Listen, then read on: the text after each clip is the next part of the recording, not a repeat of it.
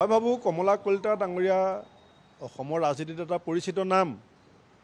তেখেতক যি ৰাজহুৱা অপমান কৰিছে, মোৰ দলৰ কৰ্মীক যদি বা মোৰ দলৰ নেতাক যদি হিমন্ত বিশ্ব শৰ্মাই এনেকুৱা কথা কয়, তাৰ নিশ্চিতভাৱে প্ৰত্যুত্তৰ মই দিলোহেঁতেন। তেওঁলৈ আহ্বান জনাম, তেওঁ অনতিপলমে আমাৰ ভাৰতীয় জাতীয় কংগ্ৰেছত যোগদান কৰক।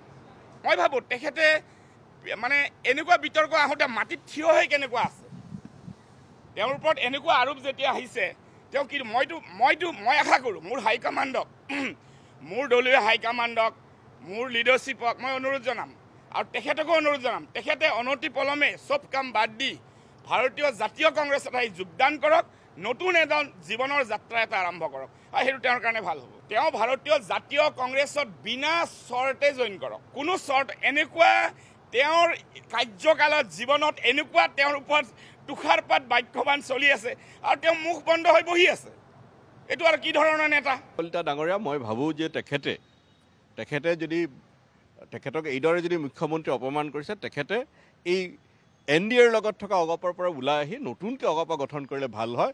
আৰু মই আমাৰ দলকো মই পৰামৰ্শ দিম হয়তো ভিতৰত যে দৰকাৰ হ'লে সেই অগপৰ লগত মিত্ৰতা কৰিব।